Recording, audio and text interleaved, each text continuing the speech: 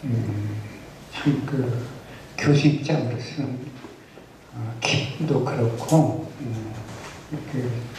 그럴 경우가 꽤 있어요. 아마 그래서 또 특히 이제 제가 왔으니까 아마 신경이 쓰셔서 그런 말씀하셨던 것 같습니다. 자, 아무튼요, 찰스 다인이라고 종의 기원을 쓴 분이 이런 이야기를 했어요. 똑똑한 종도, 강한 종도 살아남는 경우가 그렇게 많지 않다. 그러면 어떤 종이 잘 살아남느냐? 변화에 잘 적응하는 종. 그러니까 적응하는 종이 살아남는 거지, 강한 종이나 똑똑한 종은요, 인류 역사에서 거의 멸망을 했습니다. 그럼 이제 변화에 잘 적응하는 종이 어떤 종인가를 생각해 보셔야 돼요. 아마 각가지 뉴스에서나 이런 데서 보셨겠지만은 말하자면은 우주에서 충돌이 일어나지 않습니까? 지구하고 충돌이 일어났을 때 거대한 동물들, 강한 동물들은 거의 다 죽었습니다. 근데 이제 땅 속에서 숨어서 지낼 수 있는 종이라든지, 그 다음에 산소를 덜 마셔도 되는 종, 그 다음에 날지 못해도, 그 다음에 깊은 땅 속으로 파고 들어가서 살아날 수 있었던 종, 이런 종들이 이제 생존을 했던 것이죠.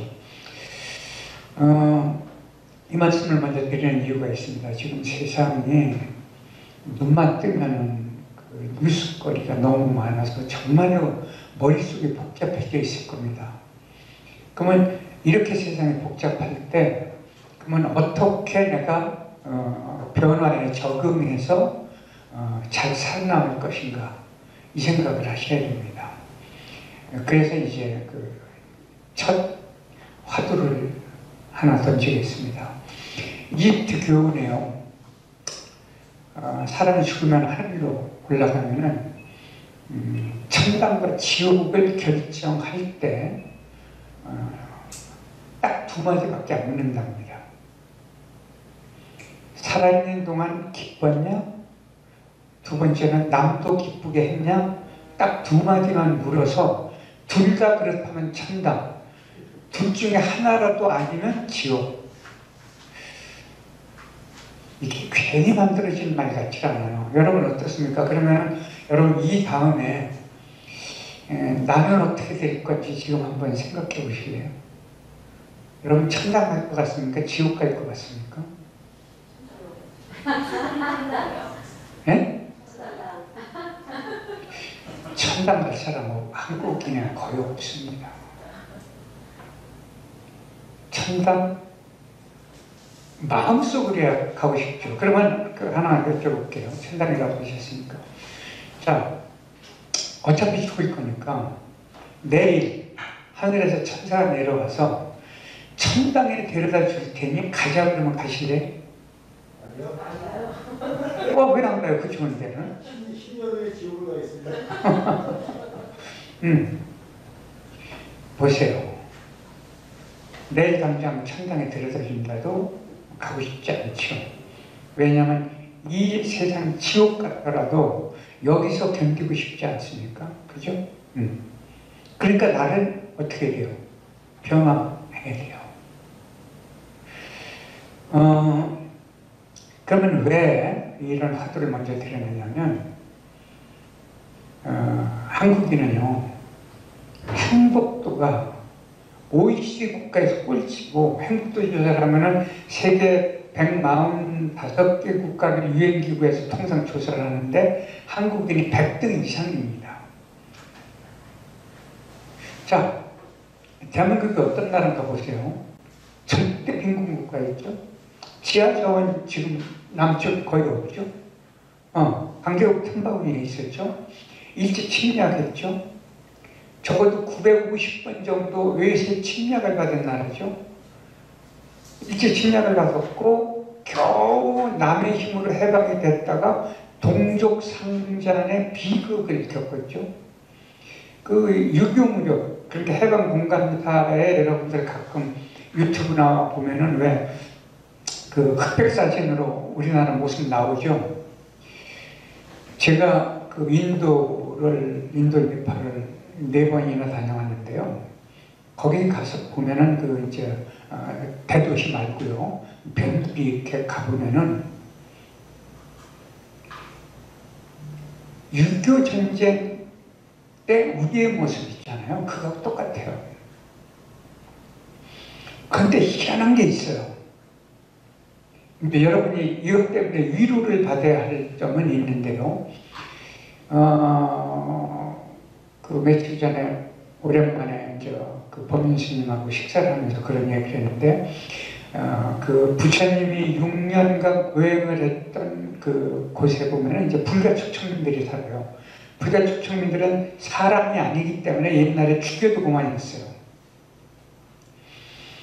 그 사람들을 죽이지 못하게 한 것이 이제 간디. 네.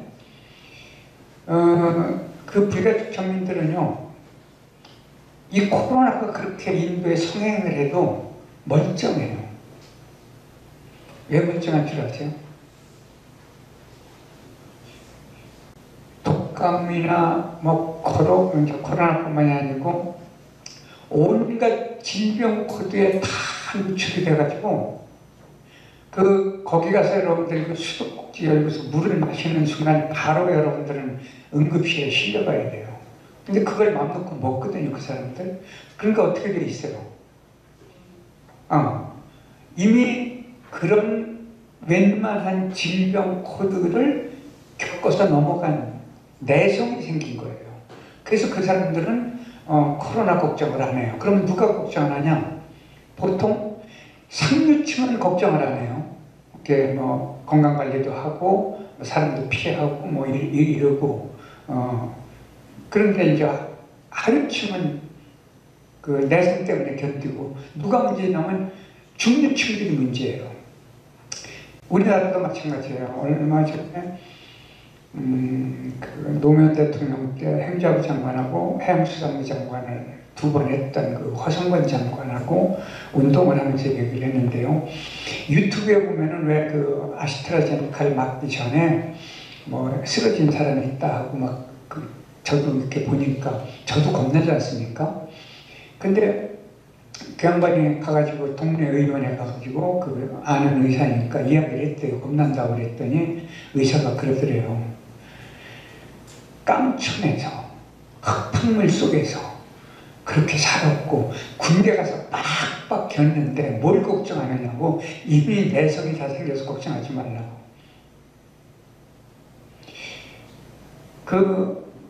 여러분 미국하고 그 영국이나 이렇게 좀 뉴스에서 보시면 알지만 거기 사람들이요, 이 백신 맞지 않겠다고 데모하고 난리가 나는 이유가 뭔 줄 아세요?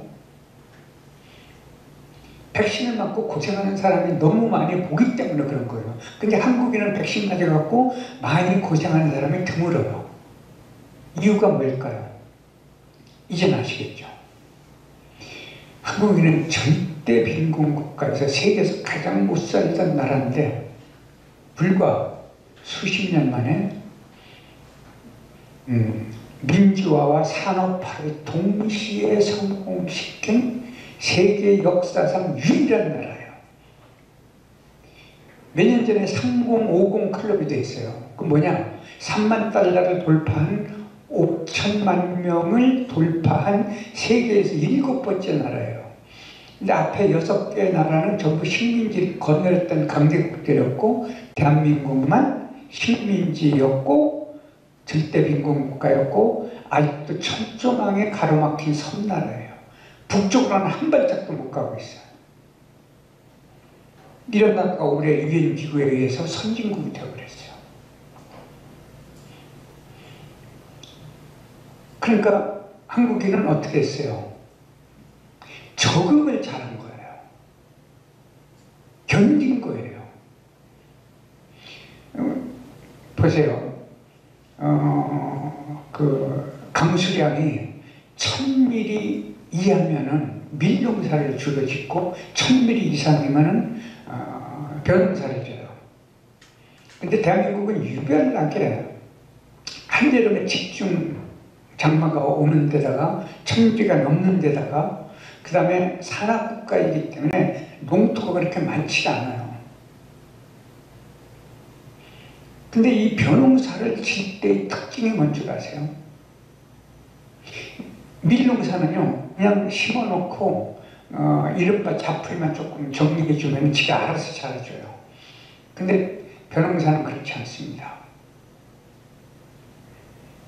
벼농사를 지려면은 품앗이가 반드시 필요해요.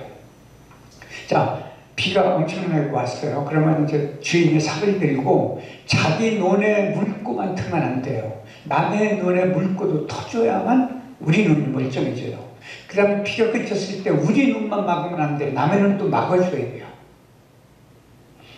여러분 어려서 보셨죠? 요즘 기계로 많이 하지만 못 심을 때 어떻게 해요? 줄치고 동네 사람들이 전부 모여가지고 어떻게 해요? 노래 부르며 막걸리 마시며 그렇게 단체로 하죠. 그러니까 힘이 덜 들어요. 근데 혼자 한다고 가정을 해보세요. 이 품앗이 정신 때문에 우리가 또 선진국 반열에 올라갔어요. 그러려면은 여기까지 올 때 무슨 생각을 하냐면 인생에 자꾸 정답이 있다고 생각하며 살았다고요, 한국인은. 근데 인생 정답이 없어요. 인생은 명답을 찾는 건데 한국인은 꼭 정답이 있다고 생각을 해서 행복도가 낮아진 거예요. 근데 인생은요, 인생의 명답을 한마디로 딱 줄여서 말씀드리면 인생은 한 번밖에 못 살고 이게 마지막이기 때문에 잘 놀다 가지 않으면 불법입니다. 자, 묻겠습니다. 잘 노셨어요? 네. 한국인 잘 놀았다면 거짓말이라니까요. 왠지 아세요? 돈 많으라고,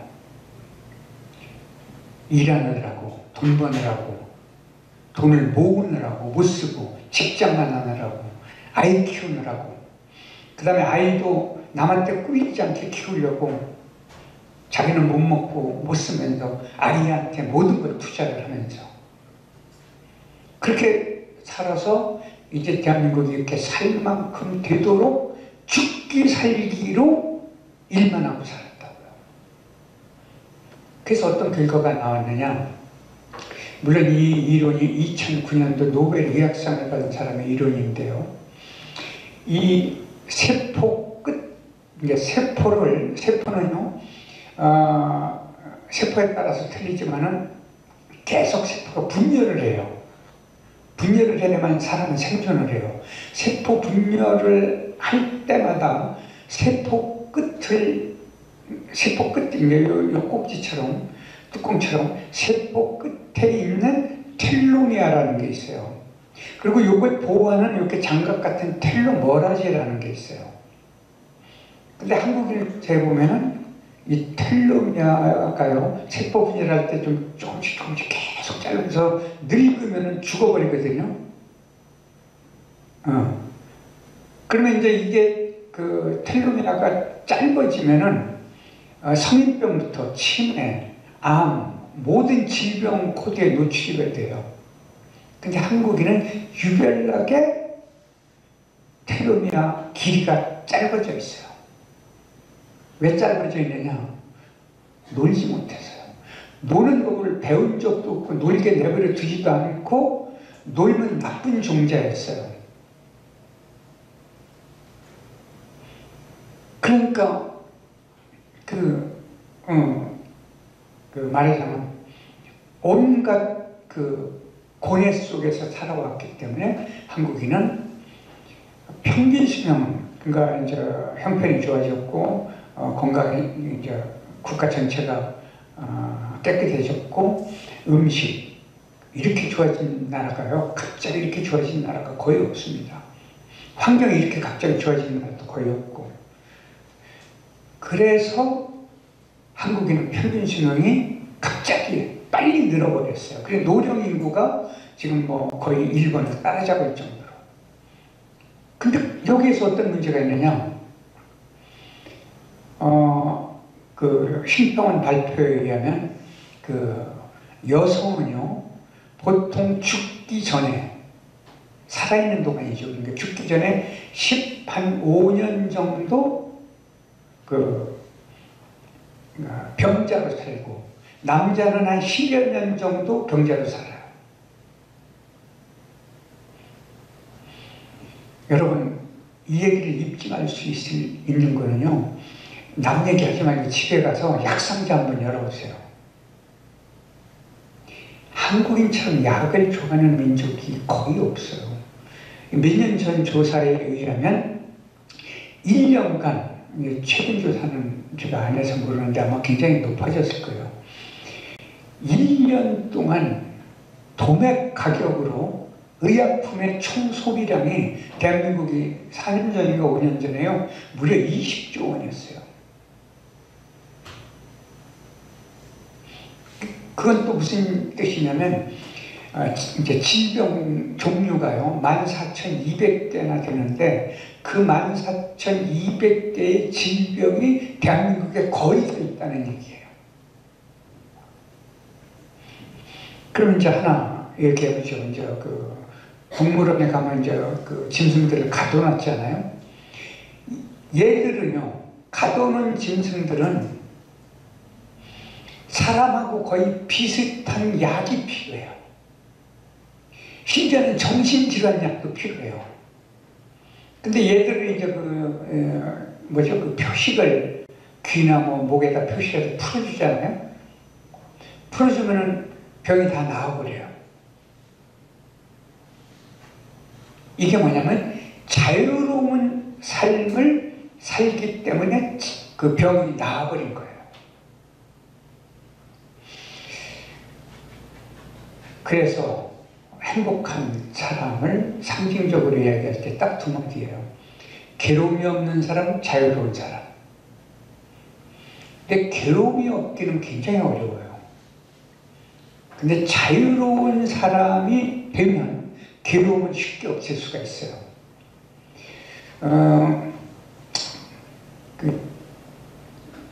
자, 그러면 자유에 관해서 한번 말씀을 드려보죠. 그 오클라호마 대학에서 15살 먹은 침팬지를 4년간 140개 단어를 가르쳤어요. 물론 영어죠. 세계적인 전문가들이 모여서 실험을 했는데 15살 먹은 침팬지는 사람으로 보면 4, 5살 먹은 아이의 지능을 갖고 있고 그 다음에 사람과 DNA 차이가 불과 손톱밖에 차이가 안 나요. 그럼 얘가 4년간 가르치면 말을 할 줄 알아요. 물론 그 중에서 똑똑한 종을 골랐겠지만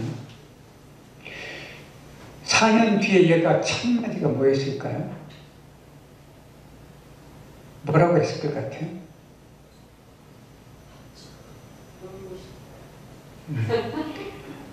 물론 영어죠. Let me out. 날 놓아줘 했어요.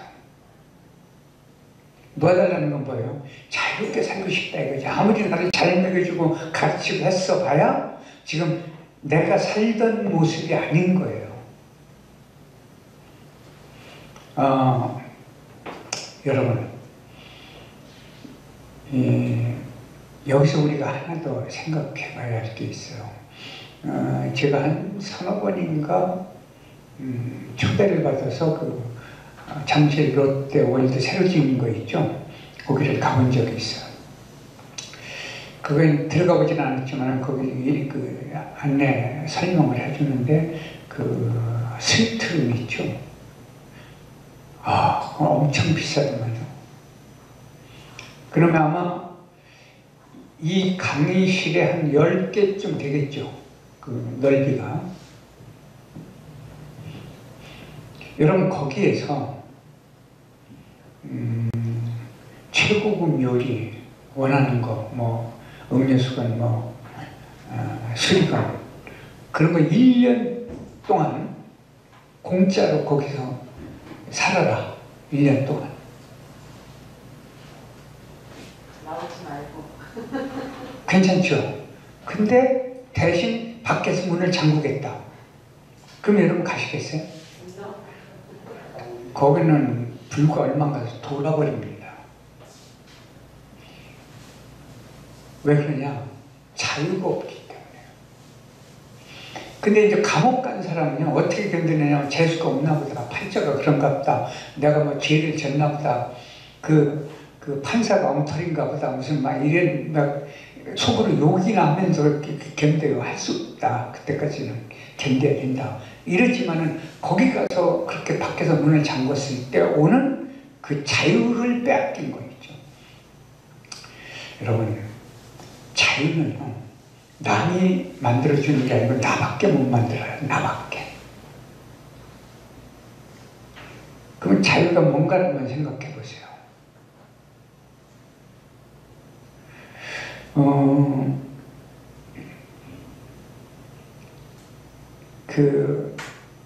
제가 이제 흔히 하는 것 중에 있어요. 여기는 좀 없는데 이걸 꽃이라고 한번 생각해 보세요. 아름다운 꽃이에요. 자, 이 꽃을 제가 여성들에게만 한 다발씩 드릴게요. 아름다운 향기 나는 꽃을. 이거 누구 거죠? 드렸어요. 그럼 받았으면 이거 버리실래요? 가져가실래요? 가져가죠. 두 번째, 며칠 썩은 음식물 쓰레기 있죠. 냄새 고약한 거. 그걸 제가 한 봉지씩 드렸어요. 그 누구 거예요? 받으실래? 그건 네 거잖아. 자, 지금 말로만 했는데 꽃은 받고 싶고 쓰레기는 받기 싫었죠. 그렇죠? 말로만 했는데 쓰레기를 받았다면 버리시겠죠. 저도 버려요. 그 생각해 보세요. 왜? 육신의 쓰레기는 그렇게 잘 버리면서, 여러분 오늘도 쓰레기 많이 버리고 왔잖아요. 음식물 쓰레기를 비롯해서. 근데 왜 생각의 쓰레기, 마음의 쓰레기는 가지고 사냐고요. 그거 어디 쓸 데가 있을까요? 없을까요? 근데 쓸데없는 거 왜 가지고 있냐고요. 버리면 되잖아. 예, 물론요. 그게 쉬울 양이면. 근데 그걸 버릴 수 있어야 자유로운 사람이 되는 거예요. 제가 3년 전이구나. 속아서 히말라야 안나푸르나를 다녀왔어요. 속았으니까 가지 안 속으면 못 가요. 미쳤어요. 그 고생을 하는데. 그 이제 그 후배가 앞에 3번을 다녀왔어요. 다녀오고 났는데 제가 그 필리핀에 봉사활동하러 갔는데 그 원주민들이 사는 곳이 뭐 2~3,000m 고지에 살기 때문에 그 길이 없기 때문에 계속 막 올라다니고 막 뭐 이래야 돼요. 그 모습을 딱 저를 보더니 형님은 가실 수 있다 이거예요. 근데요, 제가 한 7~8년 됐나요? 법륜스님 모시고 미국, 카나다를 대도시죠. 8개 도시를 왕복 10하루예요. 왕복 10하루. 그러면 실제는 열흘밖에 안 되는 거죠. 근데 왕복 10하루에 8개 도시를 다니면서 특강을 했어요. 근데요, 제가 본 곳이라고는 강연장, 숙소, 그 다음에 공항, 새벽에 이제 뭐 김밥을 먹거나 하고 이동하는 거, 그 다음에 길거리 이동할 때 본 거, 그거밖에 없어요. 그러니까 잠도 하루에 뭐 많이 자면 3시간 밖에 못 자요. 뭐 토론하고 뭐 정리하고 뭐 하다 보면은. 그러니까 이제 이거는 쓰러져야 마땅해요. 제가 뉴욕에 도착했을 때 뉴욕 교민이 저를 보더니 아이고 쓰러지실 것 같다고 어떡하느냐고 약을 드시라고 약도 가지고 그러더라고요. 근데 멀쩡해요. 그 갔다 온 이게 미국에서 도착해서 하룻밤 자고 바로 제주 강정마을에 그 위문 공연, 강정마을이 갈라져가지고 난리가 났을 때 이제 그 위문 공연을 하는데 도와주러 갔어요. 근데 멀쩡해요, 제가 왜 멀쩡한가를 나중에 찾았어요. 뭐냐? 제가 돈을 받고 다녔으면 쓰러진 거예요. 제 돈 나고 다녔기 때문에 뭐예요? 봉사할 때니까 쓰러지면 안 된다는 정신력 때문에 견딘 거예요. 이게 자유로움인 거예요. 그게 고통스러웠을 망정. 자, 안나푸르나 갔는데요. 스틱이 없으면 그때 그 폭설이 왔고 그 로지아가 전부 이제 정전이 돼가지고 스틱이 없으면 움직일 재간이 없어요. 그 작년인가요? 그 왜 충남학교 선생님들이 거기 그 코스로 오다가 왜 무너진 자리 있죠? 그 무너진 자리 저 지나가 봐서 알아. 거기서 저도 쉬었으니까요. 그 바로 위에가 로지거든요. 고드름이요. 지름이 한 몇 미터씩 되는 고드름이 거기가 이제 칡벽인데 그렇게 쌓여 있는 곳이에요. 그게 무너진 거예요. 그래서 그분들이 그렇게 구조를 도저히 할 수가 없이 날이 완전히 여름으로 풀릴 때까지 기다릴 수밖에 없었죠. 제가 이제 그 코스인데 거기서 속은 게 뭐냐면요. 눈을 뜨면은 그 사람들이 막 그냥 아무렇게나 쌓아놓은 그 계단, 가파르니까 계단을 다닐 수가 없으니까 전부 계단이거든요.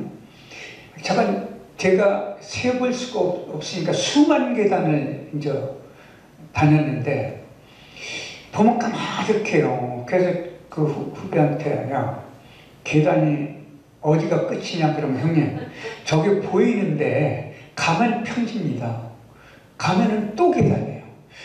또 야 어디냐 그러면 저기 가면 끝이에요. 또 매일 속는 거예요. 근데 속을 수밖에 없죠. 이 형 맞는데 어떡하란 말이에요. 근데 마지막에 이제 지쳐가지고 내가 쓰러져가지고서 난 이제 내일 아침에 이제 완전히 내려가야 돼요. 난 이제 죽어도 못 움직인다. 그랬더니 형님 이 마지막 코스 하나를 올라가면 히말라야 12봉이 다 보입니다. 그걸 보지 않고 내려가면은 여기 지금 올라온 게 헛겁니다.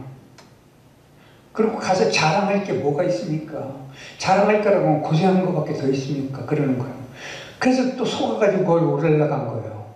탁 갔더니 히말라야 12봉이 장관이 펼쳐져 있는데요. 기가 막히더만. 그래서 제가 거기서 한 얘기가 지금 제 휴대폰에 있어요. 자, 이 장관을 보면서 경탄하면서 걔는 수십만 년 전부터 앞으로도 수십만 년까지 있을 거 아니에요. 근데 우리는 오직 하나밖에 없고 이게 마지막인데 왜 내 자신에게는 경탄하지 않느냐. 이렇게 제가 이야기를 했어요. 여러분 자기 자신에게 경탄해야 돼요. 지난 거 한번 세월 한번 생각해 보세요. 어느 날 느닷없이 이 나이가 됐잖아요. 제가 이제 농담으로 그래요. 제 나이 같으면 옛날 같으면은 귀신에게 시비를 걸어도 괜찮은 나이예요.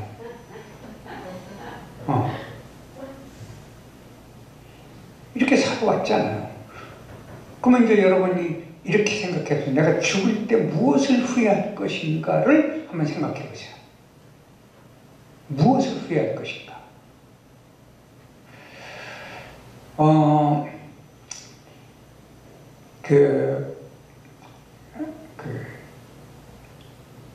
이제 세계적인 병원에서 수간호사로 일했던 분들이 모여가지고 토론을 하면서 만든 책을 읽어보면 그게 나와요. 죽어가는 사람들의 가장 큰 후회가 무엇인가를 봤더니 잘 놀다 올 걸 그랬지. 그 다음에 잘 어울리다 올 걸.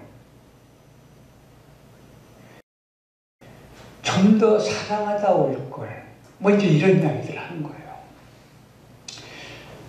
그래서 여러분 오늘부터 바꾸셔야 돼요.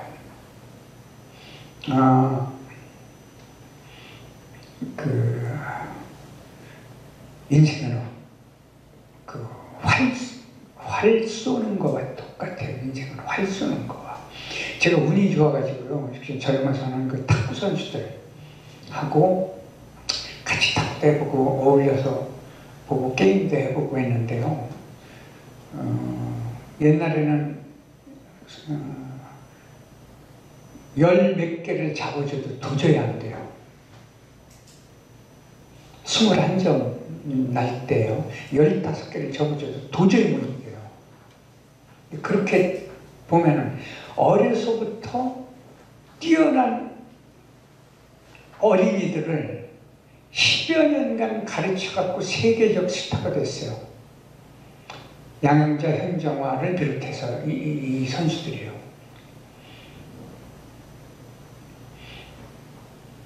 근데요, 저는 제 자식은 절대 스포츠 안 가르친다고 그랬어요.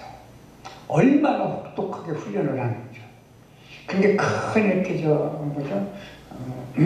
바구니가 있어요. 굉장히 큰 바구니. 그 바구니에서 코치가 공을 한 주먹씩 잡고 계속 던져요. 그럼 그 공을 계속 받아내야 돼요. 그 이제 중간에 쉬는 시간이 있고, 뭐 밥 먹는 시간이 있고, 교양 교육 받는 시간이 있고, 뭐 하지만은 일종일 그걸 하는 거예요. 그러니까 순발력 있게 도저히 저거는 사람으로서는 받아낼 수 없다 생각하는 걸 받아내는 이유가 거기에 있는 거예요. 그 다음에 이제 근래에 와서는 운이 좋아가지고 한국의 그 세계적인 여자 골프 선수들하고 이렇게 연관이 돼서 좀 이제 배우기도 하고 같이 어울리기도 하는데요. 이 사람들도 마찬가지예요.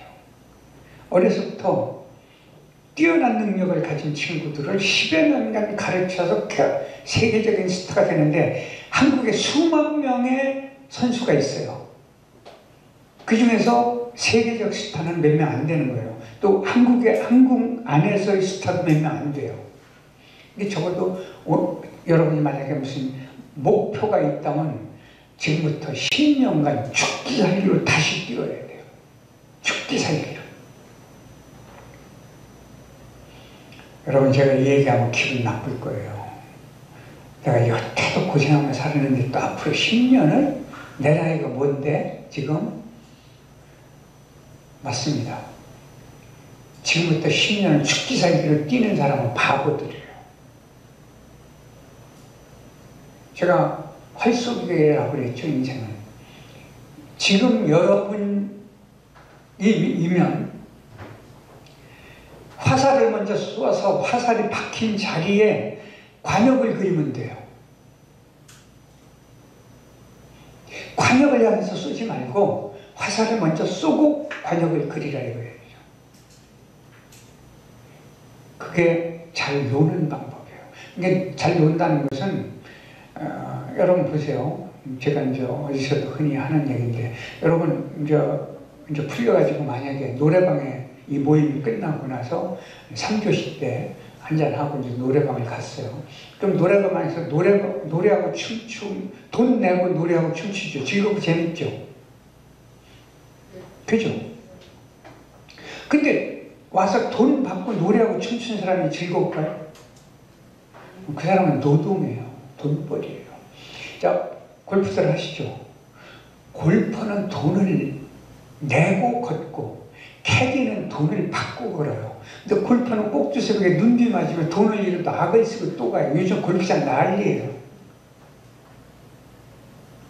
근데 캐디는 돈을 받고 걸었는데 짜증나고 장난치레하고 재미가 없습니다.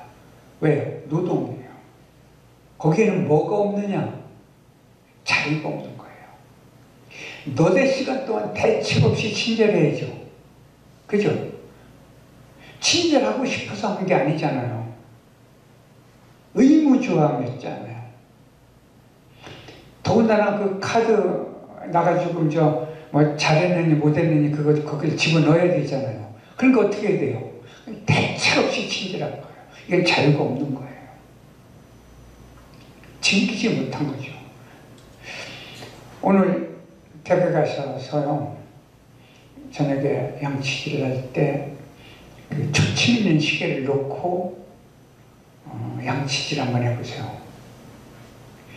보통 3분 해야 맞다고 얘기를 하죠, 과학적으로. 3분 무지하게 길어요. 해보세요. 그런데 꼭 해야 할 양치질은 3분이 그렇게 긴데 안 해도 그만이 노래방에서 노래할 때는 1시간이 짧아서 연장하고 연장해요. 왜 그래요? 노래방은 재미가 있고 양치질은 재미가 없는 거예요. 그럼 재미가 없다고 양치질 안 할 수는 없잖아요. 양치질을 하는 게 자유인 거예요. 나를 보호하는 거니까요. 그러면 재미가 없으면 바꿀 필요가 있잖아요. 화장실에 뭐 요만한 요즘은 그 노래 듣는 게 많잖아요. 휴대폰도 있고. 그래놓고 듣고 싶은 노래나 배우고 싶은 노래를 탁 눌러놓고 양치질을 해요. 그럼 요즘 보통 노래가 3분 몇 초, 한 4분 가요. 그럼 그 정도 하면은 노래 끝날 때까지 하면 되는 거예요. 이렇게 바꿀 수 있는 게 뭐예요? 자유죠. 이게 뭐예요? 적응인 거예요. 그런 모습을 여러분은 한번 생각해 보셔야 돼요. 자, 그러려면 내가 얼마나 좋은 엄마인가. 온 우주 역사상 오직 하나밖에 없으니까 나를 존중해야 돼요. 나를 존중하려면 사랑해야 돼요. 사랑하려면 어떻게 돼요? 내 가치를 스스로 인정해야 돼요. 자, 묻겠습니다. 그 행복 어디에 있죠? 네, 물어보면 다 내 마음에 있다고 그래요. 근데 묻지 않으면 마음 밖에 있고 전부 남이 가지고 있어요. 그럼 한국인이 이게 유별난 민족이에요. 그래서 여러분 동남아시아 가실 때 그 전에요. 그 나라 말을 학원에 가서 배워가지고 갔잖아요. 그죠? 한 6개월씩. 다 그냥 갔어요. 가서 우리말로 이것 줘 저것 줘 오케이, 노, 예스 몇 가지만 하면 돼요. 근데 미국과 유럽에 가면 그냥 주는 대로 먹고 말았어요. 영어 모른다고 뭐라고 한 적이 없어요. 괜히 미리 주눅이 든 거예요. 미리. 그러니까 한국인이 이 비교법으로 살아왔기 때문에 지금도 아이들을 비교법으로 가르치려고 그러고 비교법으로 살고 있어요. 그러니까 행복하지 않은 거죠. 그래서 우리 어머니가요, 맨날 남겨봐라, 심부름 잘하잖아, 그러면 공부 열심히 하잖아, 애가 말 잘 듣잖아, 하잖아, 많이 그래요. 제가 본 배가 안 있는데, 근데 우리 어머니 눈에는 눈에 보이는 자식보다 걔가 나 보인 거예요. 실제 그렇게 해서 자극을 줘서 나를 잘 기르려고 했던 거예요. 얼마 전에 그 수필을 쓰긴 했지만은요, 제가 어린 마음에 뭣도 모르고 어린 거니까, 초등학교 때니까, 저기 있죠. 옛날 시골에 장애인들이 좀 꽤 많았어요. 장애인을 이제 골리기니까 제일 쉽잖아요. 왜? 골리면은 나한테 덤비질 않으니까. 어린 마음에. 애들하고 어울려서 걔를 골렸더니 막 울면서 집으로 가는 걸 우리 어머니가 봤어요. 학교 운동장에서. 우리가 학교 운동장 바로 옆에 살았거든요. 그러더니 다른 엄마들은 안 그러는데 우리 어머니가 저를 데리고 그 장애인 아이 집으로 저를 데리고 가는 거예요. 데리고 가더니 가서 잘못했다가 빌고 나오래요. 이거 진짜 우리 친엄마 아닌가 보다. 엄마 나 어떻게 났어? 그러면 다리 밑에서 주워왔지. 맨날 그랬거든요. 다리 밑에서 주워왔다는 얘기를 이제 성인이 돼서 겨우 알아서는 거예요. 그전에는 몰랐어요. 그래도 다리 밑에서 주워왔다고, 말 안 들으면 그거 갖다 주겠다고. 그러니까 이렇게 이제 막 겁을 주는 거죠. 그 집 가서 걔한테 잘못했다고 빌라니까 속이 어린 마음이지만 뒤집어져 있을 거 아니에요. 그래도 뒤에서 지켜보고 있으니까 잘못했다고 하고 왔어요. 그랬더니 잘못했으니까 회초리를 해오래요. 근데 우리 어머니 성격을 제가 아니까 회초리를 굵은 걸로 해오면 한 대밖에 안 때려요. 근데 이제 끼가 내가지고 이렇게 가는 거요. 가지고 나면서 세 대를 때려줘요. 그게 그날도 굵은 걸 해봤어요. 한 대만 맞으려고. 그랬더니 저를 때릴 줄 알았더니 갑자기 치마를 딱 벗어요. 그 버선발이 만큼 올라와 있잖아요. 어머니 종아리가 나와 있어요. 그러더니 내가 너를 잘못 키웠으니 네가 나를 때려라 이러는 거예요. 그래서 거기서 펑펑펑 울은 거예요. 그걸 어떻게 때려요? 어머니를? 이게 지나고 보니까 놀라운 교육이었구나 하는 것을 이제 그때는 몰랐단 말입니다. 세월이 지나서 한 것이죠. 그죠? 그러니까 그 어머니가 자유로웠던 거예요. 그 모양에서는. 그래서 내가 얼마나 소중한가를 아셔야 돼요. 그 스포츠가 뭐예요? 몸을 좀 괴롭혀야 건강해지죠. 영혼도 좀 괴롭혀야 행복해지는 거예요. 자, 그래서 나를 존중하려면 나를 사랑하고 함께 되죠. 그러려면 건강하셔야 돼요. 어떻게 건강해야 되느냐? 이 암세포는요, 혈관을 타고 도는 NK세포라는 걸 제일 두려워해요. NK세포는요, 내추럴 킬러라는 거죠. 돌아다니다가 저거를 암세포가 있으면 그냥 끌어안아버려요. 같이 죽어요. 근데 이 NK세포는 어디서 가장 많이 생성되느냐면,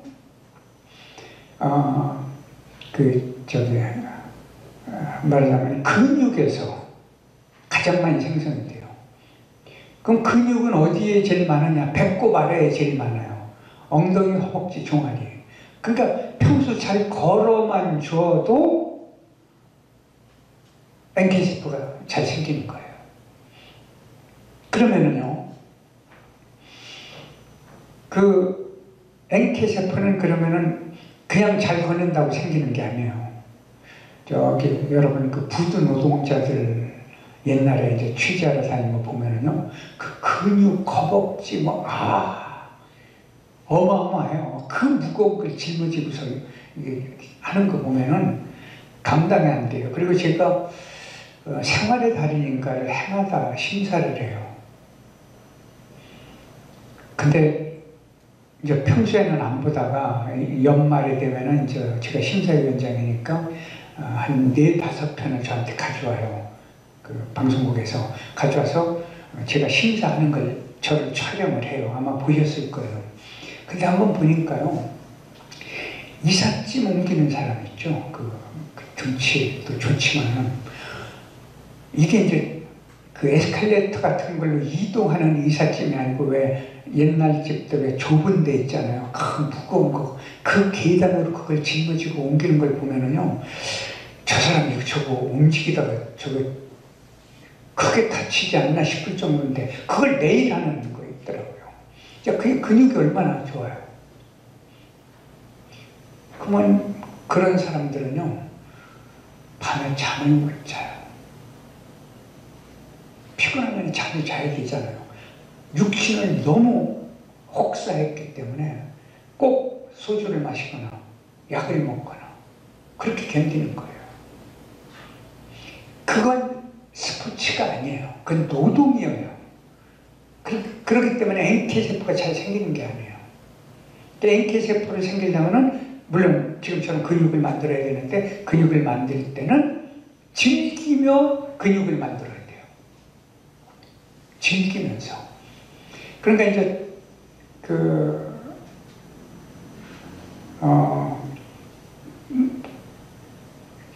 저쪽에 계시지만은 아주 우리 서초동에서 아주 맛깔스러운 음식점을 하고 계신데 거기서 하면은 후배들이나 누가 오면은 형님 모시다 드릴게요 그래. 야, 나 방해하지 마. 내가 걸어야 돼. 지금 여기서 맛있게 먹었으니까 평소에 나 많이 먹었으니까 난 걸어가야 돼. 그래서 걸어가요. 그냥 걸어가서 집으로 바로 가는 게 아니고 동네를 한 바퀴 돌아서 이렇게 멀리 돌아서 가요. 그게 운동인 거죠. 그리고 저는 본래 가톨릭 신자인데 오늘은 좀 혹시 늦으면 밤에 저거 할 것 같아요. 낮에 108배를 했어요. 기도하면서. 그러니까 몸을 아끼셔야 돼요. 그러니까 몸을 아끼려면 어떻게 돼요? 사랑해야 돼요. 사랑하려면 어떻게 사랑해야 되느냐? 몸을 건강하게 만들어 주셔야 돼요. 건강해야 행복도가 높아지는 거예요.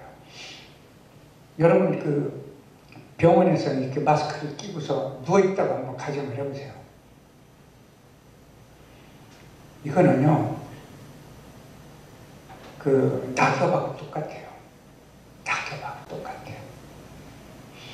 그러면은 육신은 낙엽이라 날아다녀도 바람 불어도 날리고 남의 밟혀도 밟혀야 돼요. 근데 영혼은 먼지가 되어버려요. 그럼 먼지가 되면 남도 해코지하고 나도 해코지를 해요.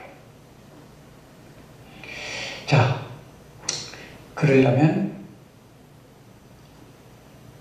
최근에 세계적인 대기업들이요, 인류의 미래를 위해서 엄청 투자해갖고 지금 라파마이신, 아까 얘기했던 텔로메라제 연구를 시작했어요. 동물 실험에서 거의 성공을 했어요. 그래서 앞으로는 이게 시간이 없으니까 구체적으로 말씀 안 드릴게요. 한마디만 드리면요, 20개월 된 쥐는요 사람 나이로 60살이에요.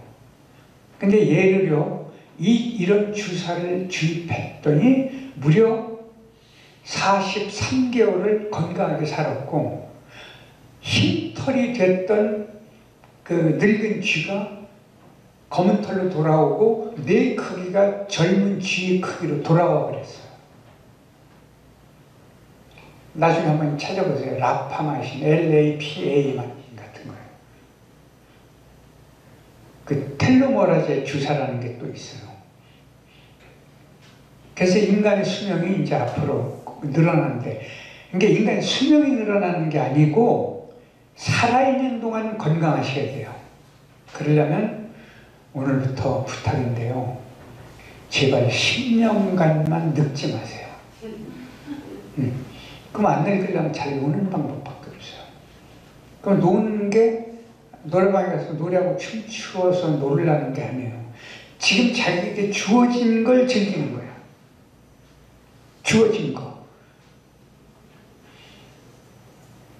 아까 얘기한 대로 행복 멀리 있는 거 아니에요. 남이 가지고 있는 거 아니에요. 근데 우리는 자꾸 비교를 해요. 뭘 비교하느냐? 학력, 인물, 집안, 아파트, 자동차, 직위, 은행 잔고, 무슨 심지어는 부부끼리도 비교를 하고 자식도 비교를 해요. 비교법으로는 행복할 방법이 없어요. 주어진 것을 즐기는 거, 이게 자유예요.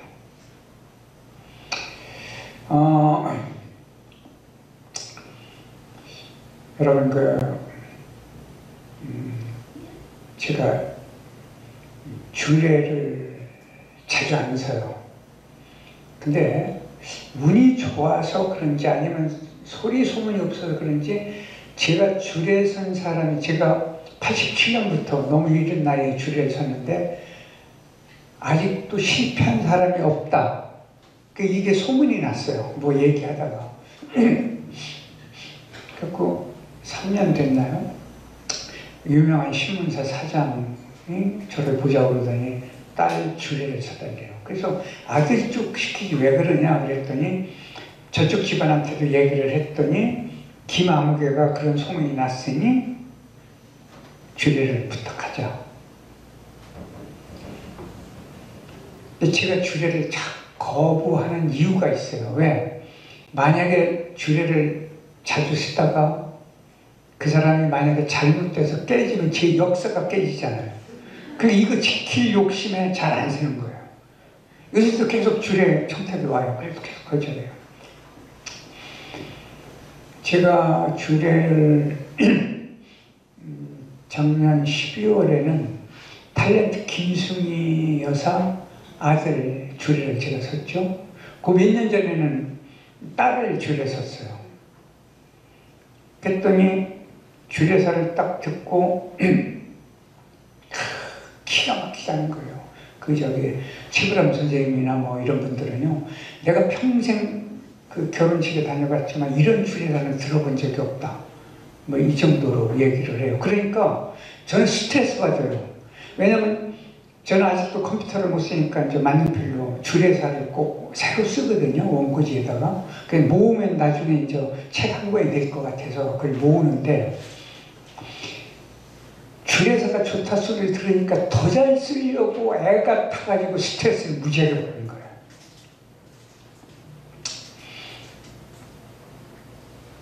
근데 그때는요, 주례사를 새로 썼어요. 근데 저는 토시 하나 안 바꾸고 그냥 간결하게 쫙 그냥 읽듯이 잔잔한 목소리로 쫙 끝나거든요. 군말 하나도 없이. 근데 그날은요, 저도 모르게 그 단상에서 있는데 둘이 이제 그 신랑 신부가 있는데 제가 주례사를 하면서 원고지를 펼쳐놓고 두 사람의 눈빛을 보면서 한 얘기가 이거였어요. 그대들은 나의 스승입니다. 주례를 승낙한 날부터 오늘까지 나는 몸조심, 마음조심 해서 건강하게 오늘 이 자리에 와 있으니 그대들 덕이요. 그래서 나는 오늘 아침에 목욕 재개하고 그대들을 위해서 기도를 하고 왔으니 내 스승처럼 살아주세요. 그 얘기를 했어요. 그리고 이제 이 원고를 읽은 거죠. 그런데 다른 때는 주례사 좋다고 뭐 백기자 뭐 별소리를 다 하는데 그날은요, 주례사 좋다는 얘기가 없어요. 앞에 한 얘기만 좋다는 거예요.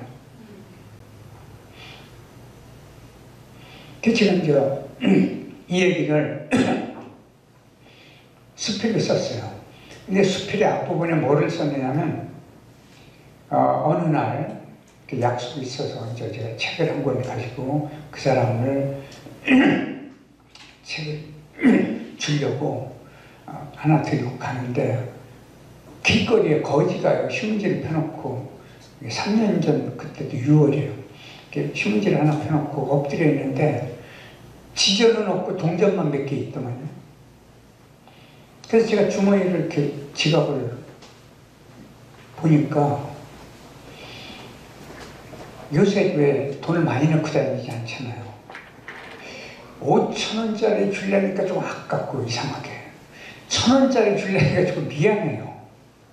그래도 그냥 속 편하려고 1,000원짜리 꺼내서 주머니에다 넣고 이렇게 가는데 제 앞에 어떤 사람이 1,000원을 넣고 가니까요, 거지 잽싸더만요. 탁 잡더니 안주머니에 탁 집어넣더라고요. 그게 이제 사업이죠.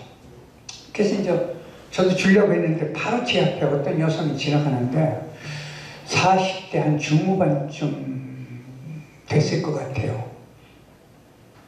1,000원을 탁 놓고 무슨 행동을 했는데 제가 정말 깜짝 놀랐어요. 충격을 받았어요. 어떻게 했을까요, 그 사람이? 네?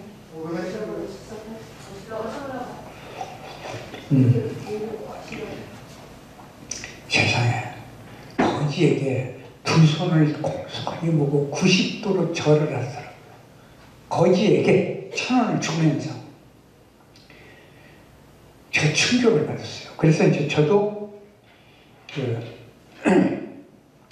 얼른 1,000원을 주고 평생 처음 거지에게 두 손을 모고 절을 해봤어요. 그래서 제가 그 여자를 막 쫓아갔어요. 그래서 인사를 하면서 쫓아온 이야기를 설명을 해야 될 거 아니에요. 그러면서 제가 사실은 누굴 만나서 책을 주고 싶어서 가져왔는데 길거리에서 그 모습을 보고 제가 그냥 갈 수가 없어서 책을 사인해서 드리고 싶습니다. 그랬더니요, 두 마디를 못하게 하더니 선생님, 그분을 드리십시오. 마음을 먹었으니까. 저는 선생님 책을 사겠습니다. 그리고 저는 스승께 배운 대로 그냥 절을 잘 할 뿐입니다. 두 마디를 못하고 절을 하고 갔어요. 집에 오자마자 메모를 해놓고서 수필을 이 두 가지를 가지고 이제 수필 한 편을 썼어요. 그랬더니 그 문화유산 국민신탁계 김종규 이사장님께서 그 수필을 읽고 전화가 왔어요. 제가 이제 월간 에세이라고 하는데 수필을 100회, 100달 연재를 했거든요. 열몇씩 100달 동안, 그러니까 8년 몇 개월 동안 쓴 거예요. 매달. 거기다가 썼더니 읽어보시고 전화가 왔어요. 나도 가끔 주례했으니까 앞에 그 쓴 말을 나도 써먹어도 되냐요. 그래서 안 돼요. 왜 안 되냐요. 그래서 저작권이 저한테 있습니다. 그때 그냥 쓰면 어떡할 거냐요. 즉각 고발이시고 그랬더니 고발하셔, 나는 쓸 테니까. 그 다음에 누구 줄에 서는데 그 얘기를 썼더라고요. 그분이 하셨더라고요. 자, 이제 이 얘기를 하려고 이 얘기를 좀 길게 했어요. 이제 그 제자들 모임이 있는데요. 제자들, 이제 그룹 제자들이 있잖아요. 근데 제자들 모임에 가서 뭔 얘기 끝에 저번에 이제 주례 얘기를 했어요. 그랬더니 그 미술하는 녀석인데 손을 딱 들더니 교수님 드릴 말씀이 있습니다. 그래 뭐냐 그랬더니 저 딸아이가 7살인데 27살 때 결혼시킬 때니까 주례를 써주십시오 그러는 거예요. 그 제가 재작년이거든요. 제가 그 대답을 할 수가 없잖아요. 20년 뒤에 제가 주례를 쓸지 안 쓸지 모르니까 대답을 할 때 막 제자들이 박수치고 해주세요 난리요. 그래서 속으로 그 녀석이 20년 되면 잊어버리겠지 이런 생각을 하고 할게 그랬더니 벌떡 일어나서 와서 손가락을 걸고 도장을 찍는 거예요. 근데 약속을 했어요. 근데 기분이 참 좋았어요. 그래 20년 뒤에 주례를 써야 되니까 내가 건강하게 살자. 그래서 이건 제자가 아니고 네가 내 스승이다 그랬어요. 근데 작년 1월 11일 날이에요. 우리가 이제 매달 1일 날 그 월단회라고 모이는데 1월 달만은 1일 날 못 모이니까 11일 날 모여요. 그래서 이현영 선생님하고 뭐 몇시 이렇게 모이면 이제 제자들 모이는데 이 녀석이 또 갑자기 손을 들더니 뭐라고 그러냐면 딸을 또 낳습니다. 근데 걔는 선생님을 생각해서 25살에 결혼을 시킬 테니까 주례를 서주십시오. 그 애들이 또 박수치고 난리가 나서 약속을 했어요. 그래서 제가 더하기를 해봤어요. 제 나이 더하기 25년 그랬더니 90 몇 세가 되더만요. 98인가 뭐 하여간 그렇게 되더만요.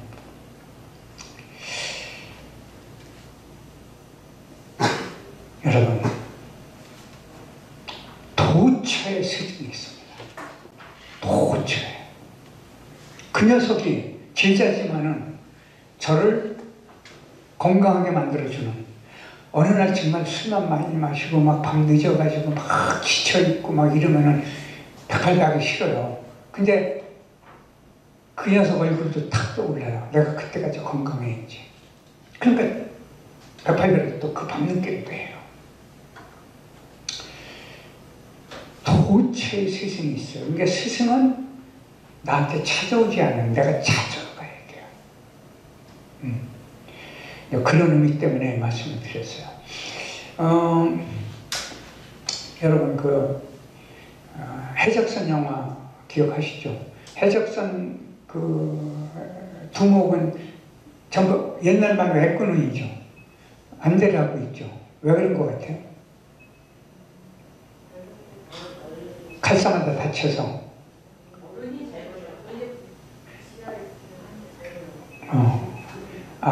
외발난안경 잘 보려고?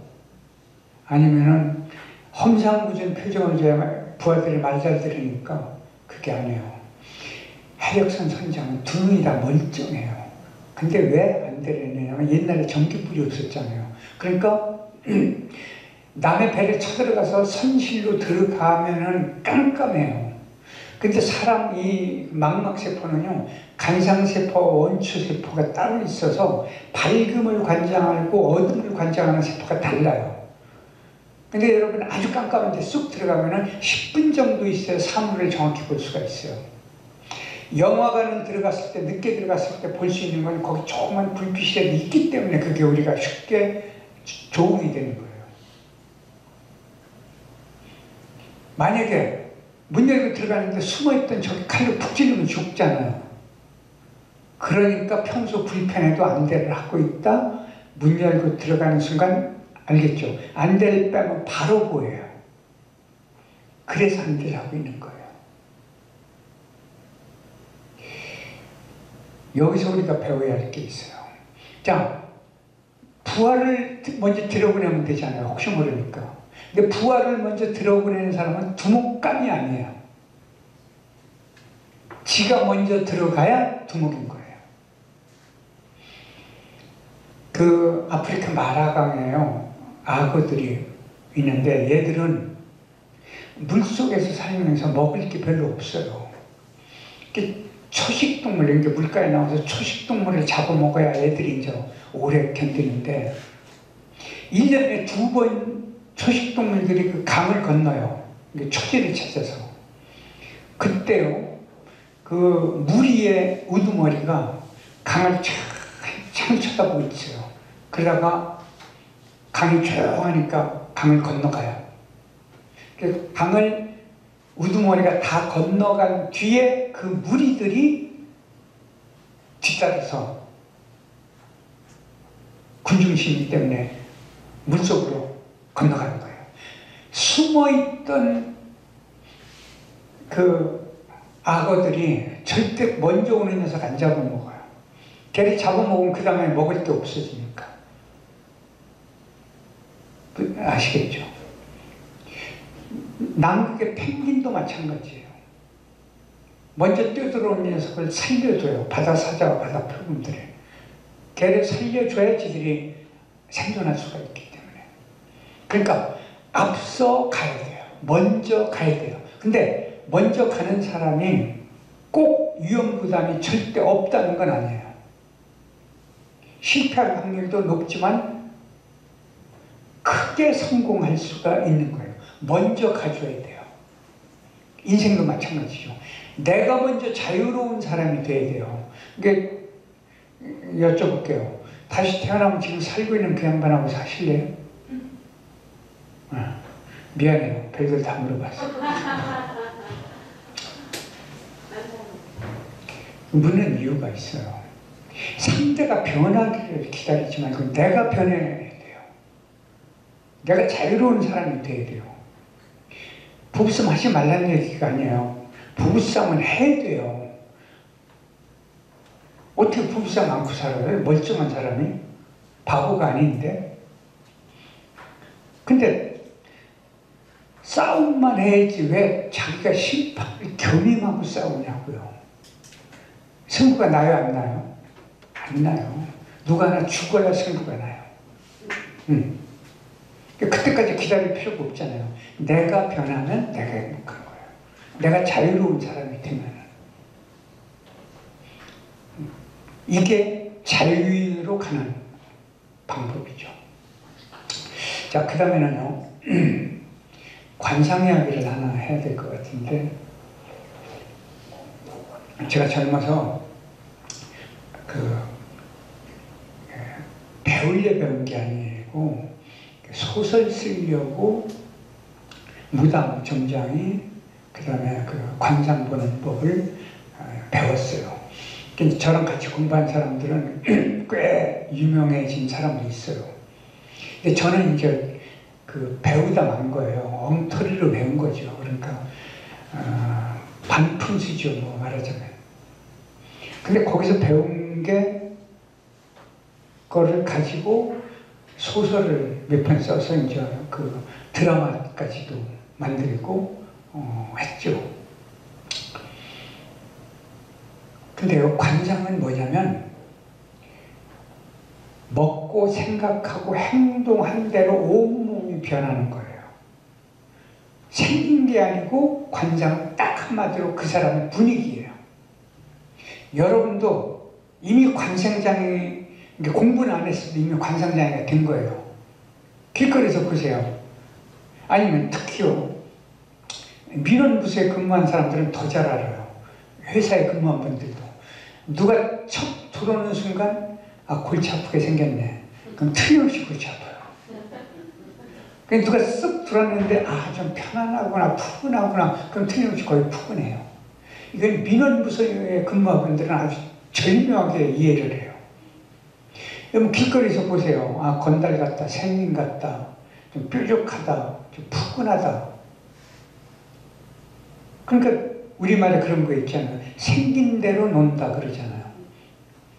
근데 내 관상을 바꿔야 돼요. 관상을 좋게 만들어야 돼요.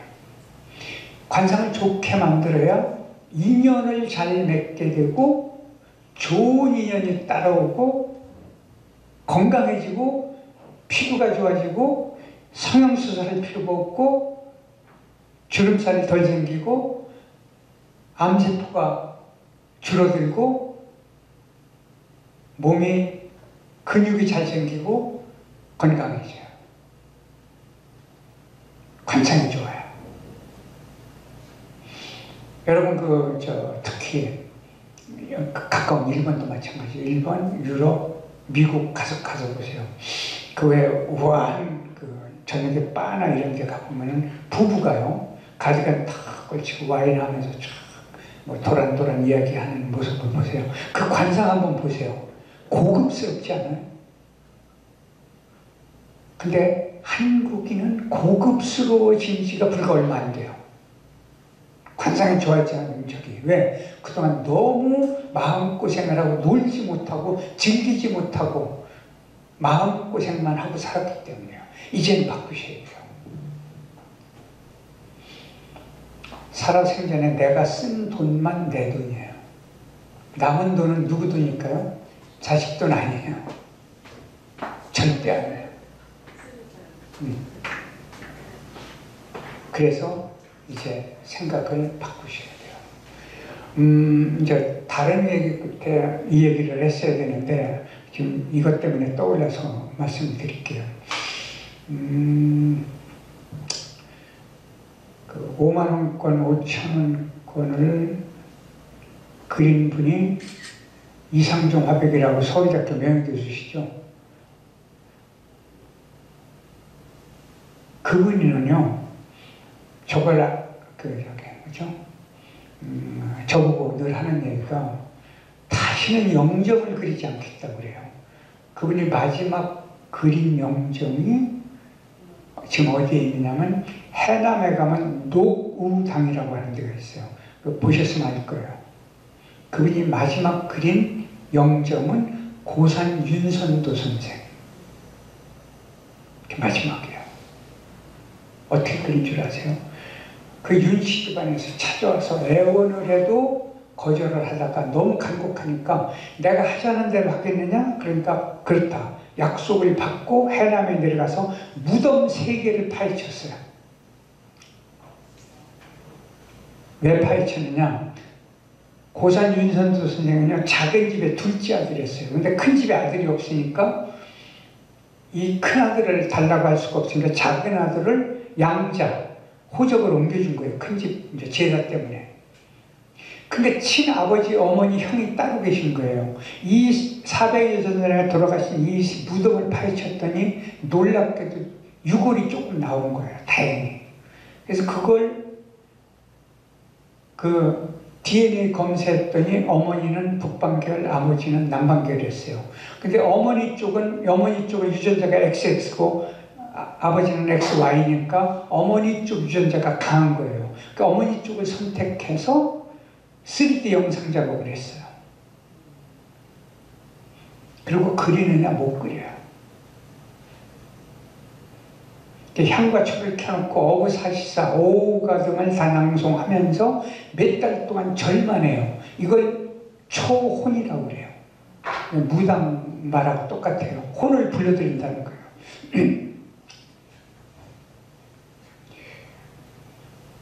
그리고 나니까 몇 달 절을 하고 나니까 그 3D 영상 작업 덕을 많이 본 거죠. 영상이 또렷하게 떠오르는 거예요. 그래서 그걸 접신이라고 그래요. 신을 접했다는 뜻이에요.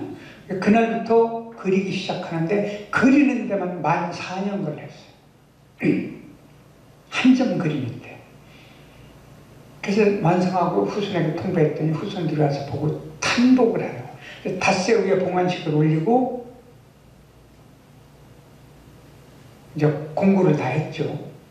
근데 이 초상화는 못 가져가요. 왜? 화가의 몸속으로 들어온 혼이 안 나가가지고 밥도 못 먹고 눈도 풀리고 이게 병원 가서 날 일이 아니에요. 본인이 풀어야 돼요.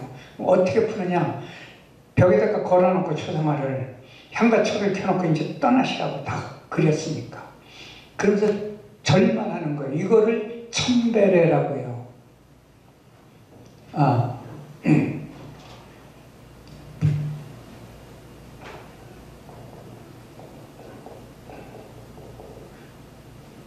이제 절은 이거 절한다 이 천배 뜻이에요.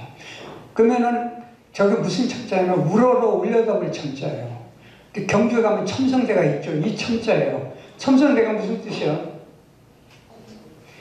밤하늘의 별을 우러러 올려다보는 대가 첨성대예요. 천배례는 뭐냐? 초상화를 놓고 절을 하는 걸 떠나시라고. 그 절을 했더니 탁 떠나는 순간 화가가 쓰러져서 못 일어나요. 그래서 제일 중요한 인물이 봉안식 못 가요. 그래서 이제 그 윤씨 집안에서 후손들이요, 100여 명이, 물론 남성들이죠, 100여 명이 모여가지고 봉안식을 올리고 유명한 사진작가가 와서 기념사진을 그 대형 스크린을 놓고 찍는데 사진작가가 놀려버려요. 100여 명의 얼굴이 한 장의 그 몽타주로 완성된 걸 발견한 거예요. 우리 같은 경우는 발견 못하죠. 그 사진작가님께 발견했죠. 그러면 뭐냐? 이게 창조정신이고 창의정신이에요. 여러분, 불과 20여 년 전까지만 해도 우리나라에 달걀 귀신하고 몽달 귀신, 그렇죠. 그 다음에 그 도깨비 많았잖아요. 그럼 얘들 지금 다 어디 갔어요? 자, 천정 보실래요? 전기불 때문에 지자체가 발전하기 때문에 전국이 다 환해졌어요. 그래서 세상이 밝아지니까 귀신이 싹 사라진 거예요. 귀신은 꼭 어두운 데서 나오고 혼자 있을 때 오고 으슥한 곳에서 오고 겁먹었을 때 오는 거예요. 이렇게 여러 사람이 모였을 때 귀신 나올 수가 없어요. 그래서 이 전기불 때문에 귀신이 사라졌죠. 근데 귀신이 있는 게 좋아요? 없는 게 좋아요? 나쁜 귀신은 없지만 좋은 귀신은 데리고 살아야 돼요. 저 알라딘 램프의 요정, 그 다음에 뭐 나와라 뚝딱 하는 도깨비 방맹이 가진 녀석 하나 데리고 사는 게 좋잖아요. 바로 이장종 화백의 그 그림은, 초상화는 뭐예요? 귀신 한 마리, 괜찮은 귀신을 거느린 거죠. 자, 그럼 이제 이걸 DNA라고 보통 이야기를 하죠. 여러분 그 초등학교 애들, 유치원 애들 운동회 때 가보시면요, 아 얘가 이 집 자식이구나 하는 거 대부분 알죠. 요즘 물론 젊은 엄마들 보기 좀 제대로 어렵다고는 해요. 손대가지고. 그래도 뭐 거의 다 알아요. 이게 DNA. 여러분 외국 여행 갔을 때 이렇게 쓱 보면은 아 저 사람은 한국인 같다. 그러면 한국인이죠. 자, 두 번째로요, 이걸 입증할 수 있는 얘기를 하죠. 왜 귀신 도깨비를 거느려야 되느냐면 그 옛날 왕의 초상을 어진이라고 하죠. 어진을 그린 화가, 임금님 얼굴을 그린 화가를, 화가가 아니에요. 죽을 때까지 화사라고 해서 스승사자를 붙여줘야 돼요. 죽을 때까지 대우를 받아요. 왜 대우해 주는지 아세요? 이 화가가 왕의 얼굴을 잘못 그리면 죽일까요, 살릴까요? 죽여요. 불경죄라. 그러면 이 화가는 왕의 얼굴을 본 적이 있을까요, 없을까요? 없어요. 신분 차이가 너무 나기 때문에 왕의 얼굴을 못 봐요. 대신 특권을 딱 한 번 줘요. 궁궐에 들어가서 임금님이 계신 쪽을 향해서 절만 하고 집으로 와요. 만약에 임금님 가까이 갔다면은 망이 쳐져 있어요. 여러분 왜 드라마나 보면 망이 쳐져 있죠? 거기서 먼 빛으로 모양을 본 게 아니에요. 분위기만 본 거예요. 그리고 집에 오자마자 궁궐 쪽을 향해서 향과초를 켜놓고 1년이건 2년이건 3년이건 절만해요. 떠오를 때까지. 그리고 완성해서 통보를 하면은 가지고도 못 들어가요. 어사가 와서 풍악을 울리면서 어진만 모시고 들어가요. 그러면 바로 화가가 쓰러져요. 목숨이 걸려있기 때문에. 그러니까 며칠 동안 궁궐에서 품평회를 해요. 대소신료와 가족 간에. 그리고 며칠 후에 어사가 다시 와요. 죽이러 오거나 상을 내리거나. 근데 상을 내려요. 근데 어명을 전하는데 이게 기가 막혀요. 갸르카드다. 용안을 보지도 않고 어떻게 똑같이 그랬냐 이거죠. 기가 막히지 않아요? 이게 뭐예요? 귀신을, 도깨비를 거느린 거고, 이게 창조정신이고, 이게 자유로움이고, 그죠? 이게 정신의 승리고, 아까 말씀드린 대로 적응인 거예요. 그럼 이제 결론으로 가기 전에 한 말씀 드리고 결론으로 가겠습니다. 먼저 요즘 그렇게 못하지만은 옛날 같으면 뭐 1교시, 2교시, 3교시 하고 나면은 가서 어울려서 한 잔씩 하고 그러잖아요. 그러면 이제 신용카드 낼 거 아니에요. 그럼 여러분 돈을 썼다고 생각하지 마시고, 애들한테 용돈 주잖아요. 그럼 돈을 줬다고 생각하지 마시고, 내가 세상의 주인이니까 신사임당도 내 맘대로 했고 세종대왕도 내가 내 맘대로 한다. 외국 가면 초대 대통령, 황제도 다 내 맘대로 한다. 네, 이런 배심을 가지셔야 되는 거예요. 제가 몇 년 전에요, 낮 2시에 제 지방에서 강연을 하는데 애매해요, 점심 먹기가. 거리 때문에. 그래서 운전해주는 젊은 친구한테 그랬어요. 야, 어디 가서 가게 가서 컵라면이라도 하나 먹었으면 좋겠다. 왜냐면 강연하기 전에 밥을 먹어야 이제 배심이 생기잖아요. 오늘 여기 오려고 제가 5시에 밥을 먹었어요. 밤에 가서 밥 먹기 애매하니까. 근데요, 그 지방도로를 이렇게 지나가는데 프레카드가 딱 걸렸는데 냉면 게시, 5,000원 써 있더라고요. 그래서 가자. 그 먹었는데 시골집이니까 신용카드 주기가 좀 민망해요. 그래서 얼른 10,000원짜리 주고 나왔더니 운전하는 친구가 뭐라고 하냐면 고맙습니다 그래요. 그래서 왜 그대가 고맙냐, 내가 고맙지. 근데 못 알아들어요. 그대가 오늘 나한테 세종대왕을 내 맘대로 하게 해줬잖아. 여러분, 오늘 다 잊어도 좋아요. 이게 자유로움이에요. 이게 내 인생을 승화시키는 거예요. 그러면 제가 결론 가기 전에 한 말씀 더 드릴게요. 여러분, 어디 가서 맛있는 걸 먹었어요? 아니면 영화를 봤는데 정말 좋아요? 여행을 가는데 경치가 좋아요? 그럼 주변한테 자랑해요, 안 해요? 자랑하죠. 그럼 만약에 이 인문학은 뭐냐면, 이 과정, 여기서 공부하는 과정은 뭐냐면요, 내가 자유로운 사람으로, 창조적인 사람으로 내 인생을 앞으로 변화시키고 적응하고 자유로운 인간으로 만들기 위해서 이런 과정을 오는 것이지, 여러분 돈 내고 괜히 여기를 왜 와요? 그러니까 앞으로 모르겠어요. 그 코로나가 이제 어느 정도 모두 코로나로 가겠지만은, 그 여러분이 주변에서 좋은 사람들을 이 자리에 자꾸 소개를 시켜 주셔야 돼요. 그게 뭐냐면 공덕인 거예요. 공을 쌓는 거죠. 그런 부탁을 좀 드리면서 결론 가겠습니다. 궁궐 얘기로 결론을 가죠.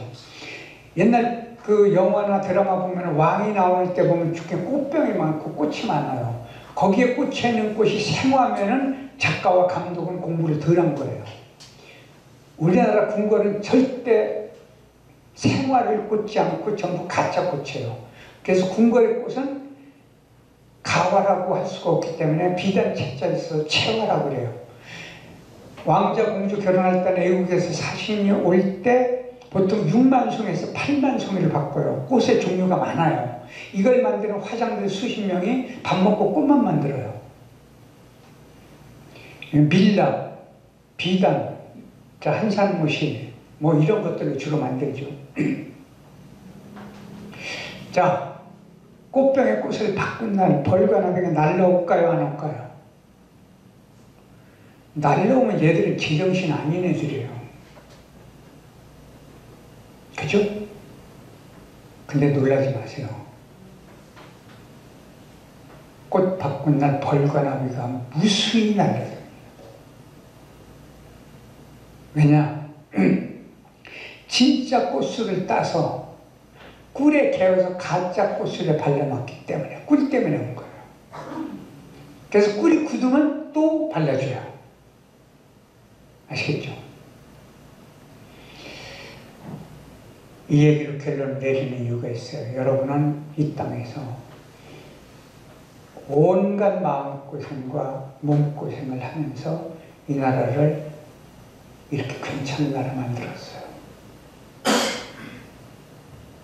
그래서 여러분이 찬란한 꽃들이에요. 여러분이 꿀을 남겨줬기 때문에 이 땅이 이만큼 괜찮은 나라가 된 거잖아요. 내 고생과 놀지 못하고. 그러면은 지금부터 더 잘 놀아서, 더 즐겨서, 더 건강해서, 더 찬란한 꽃이 돼서 이 땅에 꿀을 많이 남겨주셔야 될 거 아니에요. 대한민국 보세요.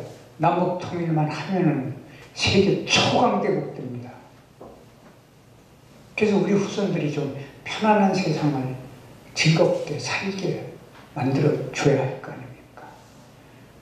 그래서 여러분 잘 놀다 가시라는 말씀으로 결론을 내겠습니다. 오늘 경청해 주셔서 행복했고 초대해 주셔서 고맙습니다. 감사합니다.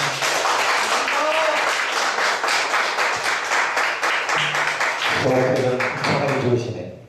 긍정 있는 강의를 해주신 우리 김홍신 의원님께 다시 한번 큰 박수 부탁드리겠습니다.